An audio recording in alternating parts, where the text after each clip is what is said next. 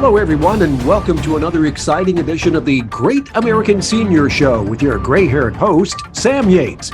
As we head into our third year of the Great American Senior Show, we're asking our worldwide audience to drop us a note with your name and location, and we'll give you a shout-out. Now, let's find out today's latest news on the Great American Senior Show. Hello, everyone, and welcome to another exciting edition of the Great American Senior Show. I'm your gray-haired host, Sam Yates, and today I have a special guest in our studio, Lou Falcone, and she is very special because, as you can see over her shoulder, she has a book behind her, and it is something that we're going to be talking about and going into some great detail. But I always like to start our program with getting a little bit about our guest. And the about for Lou Falcone really sets the stage for everything we're going to talk about. Lou, welcome to the program. Thank you, Sam. It's a delight to be with you. Tell us about yourself. As I reference that, I'm thinking back to the book where there was really a life-changing thing that happened in your life involving your family. There was. I was 10 years old. And my father suffered a massive stroke, and he fought to live, and he lived. But the kicker on it was that he never spoke again for the rest of his life. The damage that had been done was so great in the brain that both centers that could have been rehabilitated in terms of speech coming back were damaged and couldn't be. And so what happened was that I became a caregiver at age 10 for my dad, for my younger siblings, 2 younger siblings, while my mother held down 3 jobs to keep the family together. So it was a very dramatic moment. But it was a moment that, as a child, you just rise to the occasion. There we are. We'll do it. And so much so that when the rehab center, which was a very famous rehabilitation center that just happened to be in our next town, when they concluded their rehab with my dad, they got him to walk again, which was a miracle and wonderful.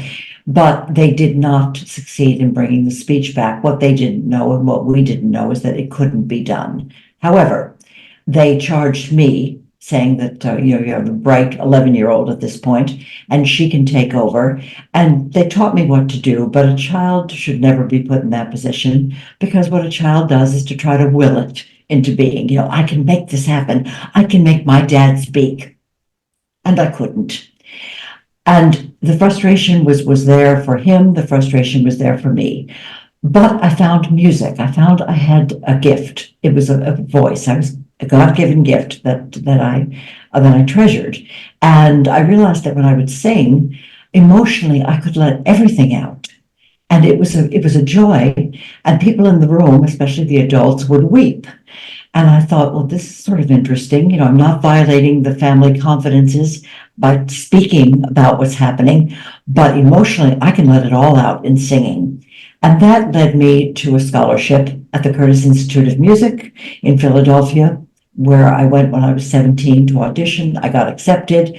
I was very, very lucky is the word. I was very lucky to get in. And they gave me my education. It was an all-scholarship school. And from there, I went on to become a professional singer.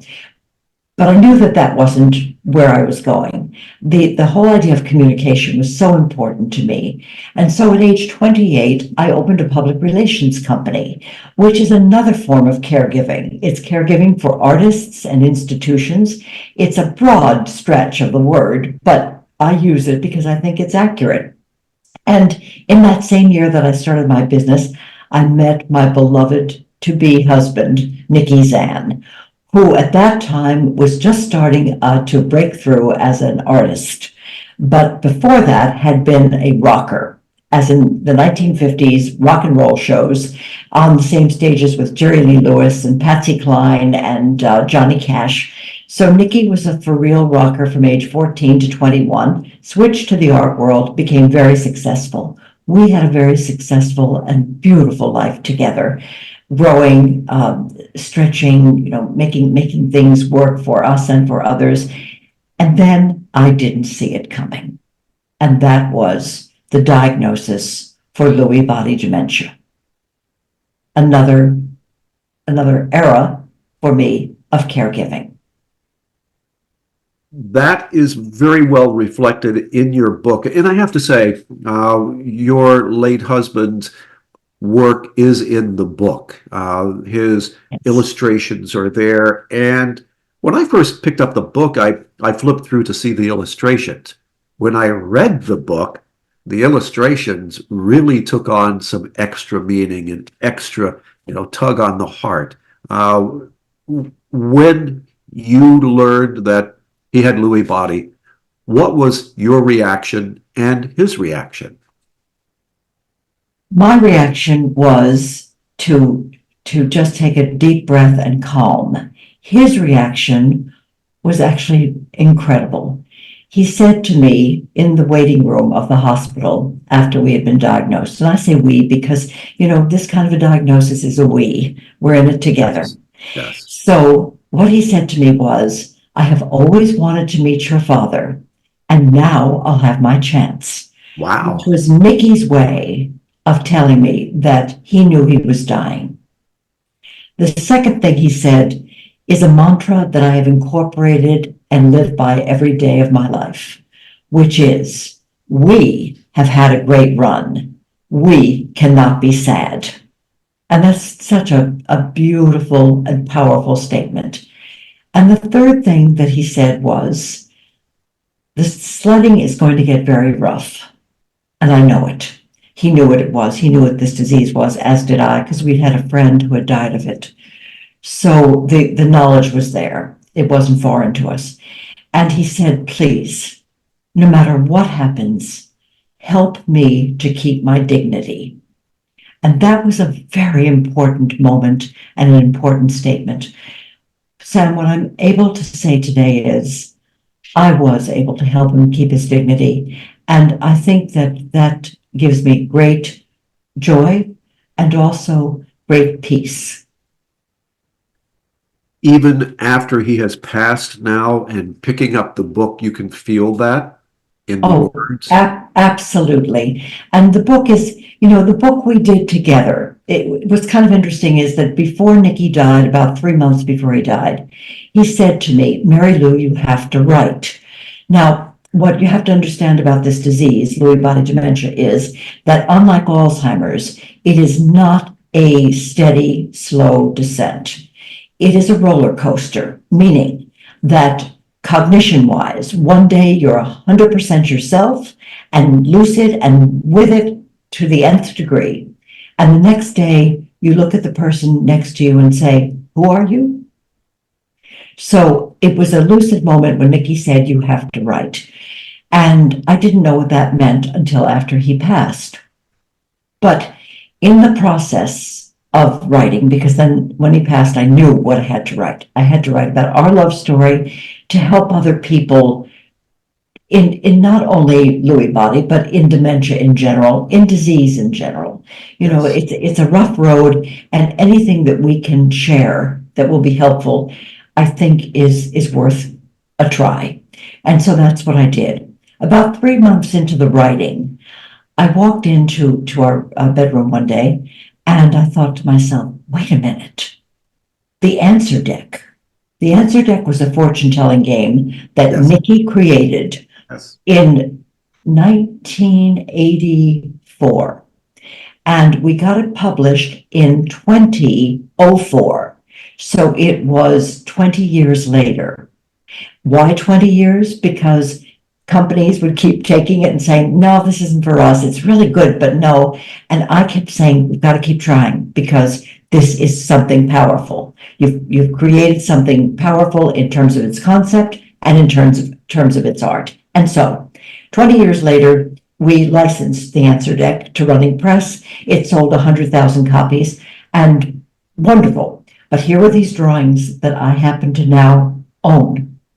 And I thought, I wonder if I can match an emotion with each of the 50 chapters with a card, with a drawing that Nicky has done. And in that way, Nicky has written the book with me. And so that's why it says Mary Lou Falcone with illustrations by Nicky Zann on the cover, because we did this together. And Sam, it's something that in our retirement, which neither one of us had done at that point, and I still haven't, but in retirement, we wanted to write together.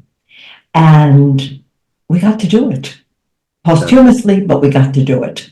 And you know, I think that the way you describe that, many times as people age, myself included, and I have seen it, and I know you have too, seniors sometimes lose purpose. But really, if you stop and look at it or have something to trigger it, whether it is someone else in your life that is there to just remind you, or that memory itself of someone from life, that's sometimes all it takes to give purpose. And I think that's exactly my opinion, what has happened in your book. And I can see other people reading the book and finding that purpose, which brings me to an important point. How can someone get a copy of the book? The very best way is to go to Amazon.com, because that way you can order it and get it the next day. I think that's the most expedient way to go. So I want to urge our audience to please do that, because we're touching the surface and somewhat getting down into a little bit of the story behind everything, but you will feel that when you read the book. As Thank you. You talk about issues, as we talk about dementia and Alzheimer's, I think a lot of people don't realize that the statistics are pretty staggering for our seniors. 1 in 9, if I recall right, with dementia, and there it breaks down, but some pretty staggering figures when it comes to our aging population. Absolutely. Dementia is the umbrella term. So Yeah. off of dementia, I think of it as the umbrella with spokes. So off of it come all these spokes: Alzheimer's, Lewy body dementia, vascular dementia, frontotemporal, and the list goes on. There are a lot of them. And the one, everybody just says Alzheimer's. Well, it's not always Alzheimer's. Alzheimer's is that slow and steady cognitive descent. Lewy body, unlike Alzheimer's, has the fluctuations, meaning that one day, as I was saying before, one day you're 100% yourself, the next day you don't even know who the person next to you is. That is the most startling difference between them. In addition to that, Lewy body has hallucinations that come with it, both auditory and visual. And there are other things as well, but those are the two main ones. Lewy body is an often misdiagnosed disease because it mimics Alzheimer's and it mimics a psychiatric disorder. And it can also mimic and sometimes also include Parkinson's disease. In Nicky's case, he was diagnosed with Lewy body dementia with Parkinsonian aspects. So he had Parkinson's and Lewy body together. There is a lot of that. There is also, in autopsy, they're finding a lot of comorbidity, the existence of Alzheimer's and Lewy body. The number that's published is 40%. Some doctors have told me it's as high as 60 to 90% in autopsy that they find this. Lewy body is not rare. It is misdiagnosed, as I said, and it is spoken about, but it is not rare. 1.4 million people in the United States have Lewy body, 11 million worldwide. And that's out of a figure that dementia says worldwide. The World Health Organization says it's about 55 million people worldwide who have dementia. So of those 55 million, about 20%, 11 million, have Lewy body dementia. So you can see the numbers are staggering. And by the way, those numbers are old numbers. We've been using those numbers for at least 7, 8, 9 years. I think the awareness factor, and it's certainly something that one of the reasons that I wanted you so much to be on our program is because I take a lot of pride in helping spread awareness of different types. But that broad umbrella that you're talking about gets very little attention, in my opinion, sometimes I think our medical communities go with the easiest pick they can find. Oh, it's this. And they give the large overview of something because there seems to be a little bit of turning their backs on certain segments of dementia. Unfortunately, that's true. And I think that happens because they find it an exercise in futility. Yes. Meaning, we had a neurologist who was a genius at diagnosis. But after diagnosis, when I tried to get answers, nothing was forthcoming. I mean, zero. And I found that appalling. I really found that incredibly difficult to swallow, because that's when you need the help.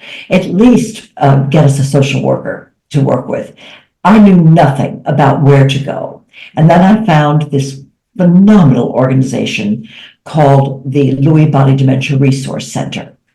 There is an actor, David Hyde Pierce, who is a friend, and he told me about Caring Kind, which is a center for primarily Alzheimer's, but related dementia as well. They had these courses in dementia, in financial planning for people with dementia, all of this for free. And I took every course I could get. And in the process, they told me about a specialty organization, the Lewy Body Dementia Resource Center, founded by a glorious and dedicated woman whose name is Norma Loeb. She had dealt with her mom for 18 years with the disease, which is unheard of. I mean, that's really stretching the envelope about as far as I've heard it ever go. But she created this amazing organization of hands-on help, support groups, a hotline, a helpline where you can get help anytime, 365 days a year, 8 to 8. But she definitely picks up, and it's a person who answers the phone. And for me, when I phoned the helpline, I got Norma directly. Wow. Wow. And she invited me into her support groups, which I went, and I vowed that at the end of my journey with Nicky, that I would come back as a helper in that. And I've become a board member on her board because I feel so passionately about the help that she's giving to so many people. That leads right into my next question, because I know just based on sheer numbers that right now, someone who will be watching or hearing our program will be going through something very, very similar, or learning that they are going to be going through something very similar to what you're talking about. What advice do you give them? You're not alone. That is the biggest statement I can make. It very often feels like you're the only person on the planet when you're dealing with a loved one who has dementia of any kind, but you're not alone. And it's important to remember that. The other piece of advice that I would give just unstintingly is, please take care of yourself. We are so busy taking care of our loved ones that we often forget that if anything happens to us, what's going to happen to that loved one? You really need to take care of yourself. And that means things like finding a few minutes or an hour or a couple of hours every day to do something kind for yourself. It may be a cup of tea, something as simple as that. It may be a walk around the block. And then, what I have heard is, yes, but I need to be there. How can I leave the person? Well, that's where friends and family come in. And also perhaps hiring somebody to come in for an hour. Maybe it's a student who wants to earn a little extra money to just sit and chat with your loved one or watch. But find someone who will help you one day a week. Several people perhaps who would help you on alternate days. You need to care for yourself. The other thing that I will say is when the sledding gets really rough, and it does, you are tempted to lose your temper, and sometimes you do. And I think that is an incredibly important situation to to take stock of, because you're human. It happens. Yes. So when it happens, calm yourself down, go into another room, and please try to release tension. Now, what I recommend is taking a pillow and screaming into a pillow. But I can tell you from experience that heck, darn, and damn don't work. What works is the F word, which in real life I never use because I don't like the word. But let me tell you, in those moments of crisis, that expletive going into a pillow at the top of your lungs really does help.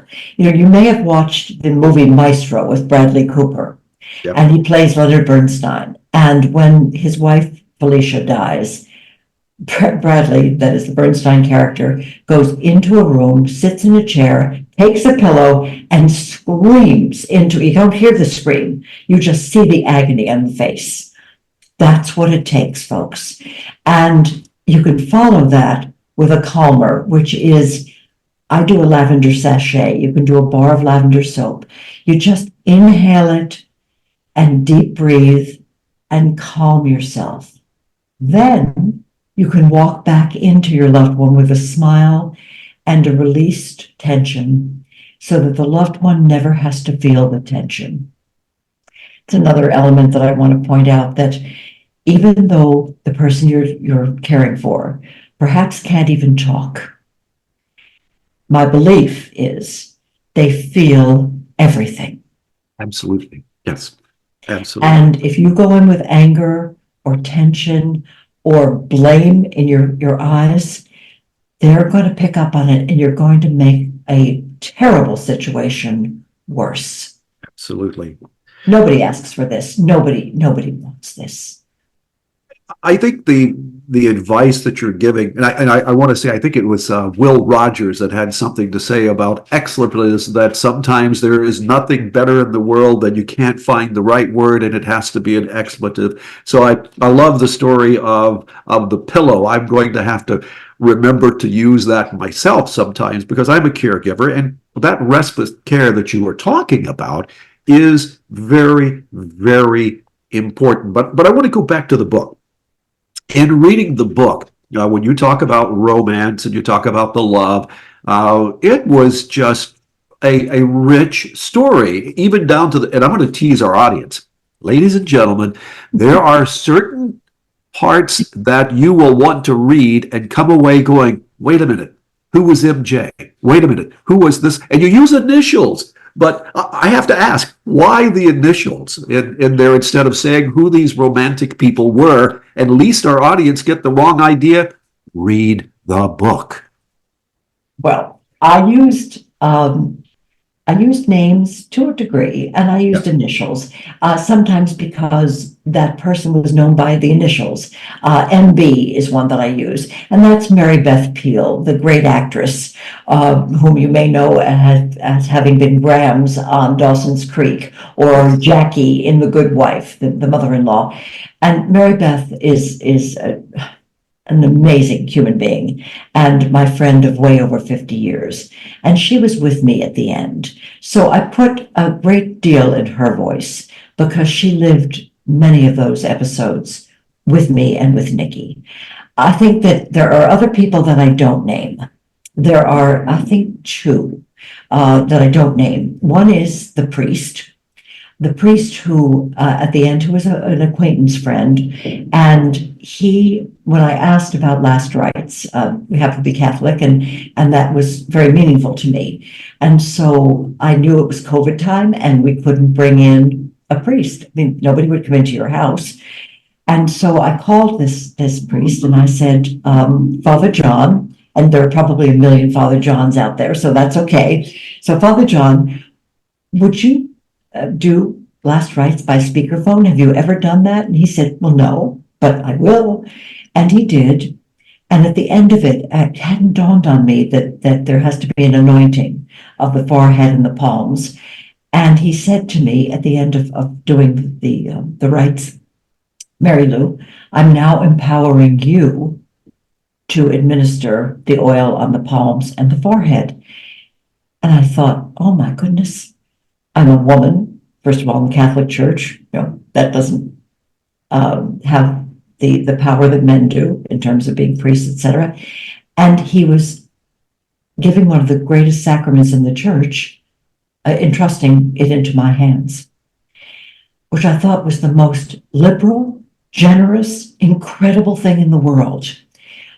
But because I've done some work at the Vatican, my name is one that may be known there, and therefore I would not want to get him into trouble in any way, shape, or form. And therefore, I didn't reveal who he is, who he was, and I won't. And the other one was a person I call the Empress, who was a very nasty and cruel human being. I don't want to reward cruelty or nastiness with a name, nor do I want to be in any kind of danger. And this is a very powerful person who is still alive and could be dangerous. And I thought, nope, not going there. Right. You have to take care of yourself now too, because not only do you have things that you have done in your career and in your personal life, but there are other things yet to come, which means I'm going to say, what does the future hold for Mary Lou? Well, I always wondered what the future was going to hold. I sort of divide my adult life into 3 acts. Act 1 was as a professional singer and teacher. Act 2, for 50 years, was guiding the careers of others. And I always would sit with my friend Mary Beth, and we had this thing that we called the Seymour Kitchen, which basically was, when we were singers together, we would put a coffee pot on in the house we were renting, which was the home of the Seymours. And our Seymour Kitchen became our metaphor for what are we going to do in life. And we've played that throughout the world whenever we'd sit down together. In later life, we would sit down and have this same discussion. So what's going to be the 3rd act? Where's it going to go? And I didn't know. I mean, I knew there was a 3rd act, but I didn't know what it was going to be. And so when Nicky was diagnosed with Lewy Body Dementia, I knew that part of my 3rd act was yet again caregiving, and that was for him. But it wasn't going to stop there. And I determined that I probably could do more good than I've ever done in my life by going out and being the advocate for and spokesperson for awareness in Lewy Body Dementia. Not enough is known about it, right, and spreading the word needed to be done. And so I thought, okay, I think I can write this book. I've always said I would never write a book, and I would never write a tell-all, meaning I can tell whatever I want about myself, but I would never write about clients because that's a violation of a very sacred trust. That's right. So we don't go there. But the book I did write, I thought, this is a calling card. This isn't the end all in and of itself. It is a calling card to open doors, to allow me to walk through that door and share. And in walking through those doors, I've been sharing at places like the Mayo Clinic, the University of Nebraska Medical Center, the University of Michigan, and the list goes on.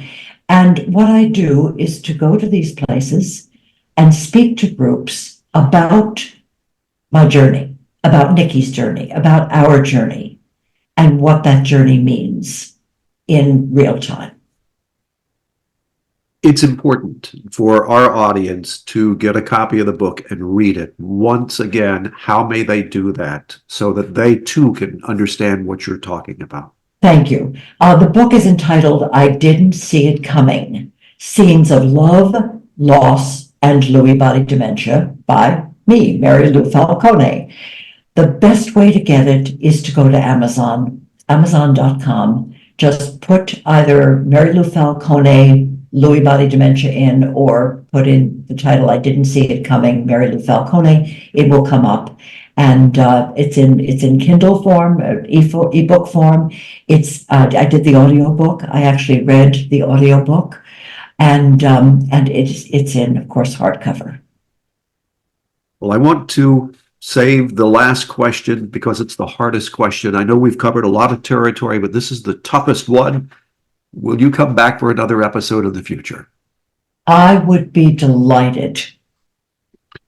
I'm going to take you up on that too. And Please do. For our audience, sometimes there's two versions of the program. One, of course, is the audio version that most of you are going to be listening to here in the United States, and I think we're also picked up in 27 countries. And oddly enough, one of the fastest growing is Australia. So, I know that a lot of people are listening, and they're always wanting a little bit of that extra insight. This is the third time that we have attempted to record the program because we had technical problems.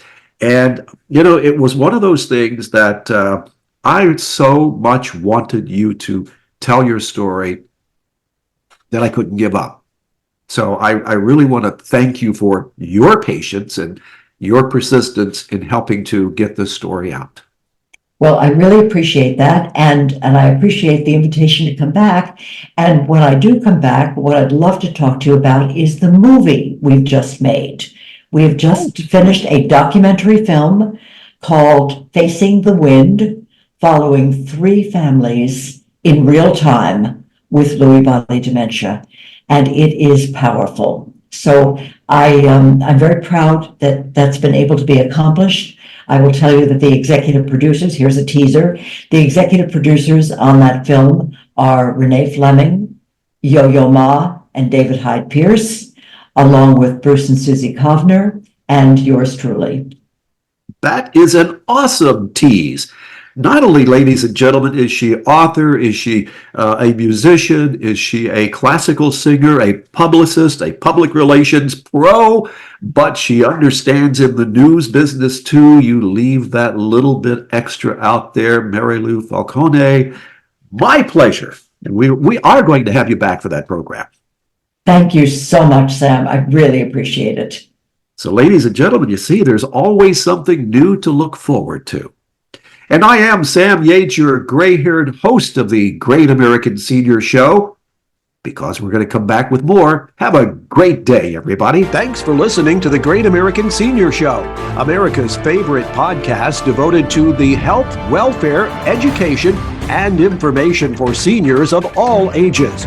Our audience has grown into the thousands thanks to loyal listeners just like you. Remember the Great American Senior Show for the news you need to know. Have a great day, everybody.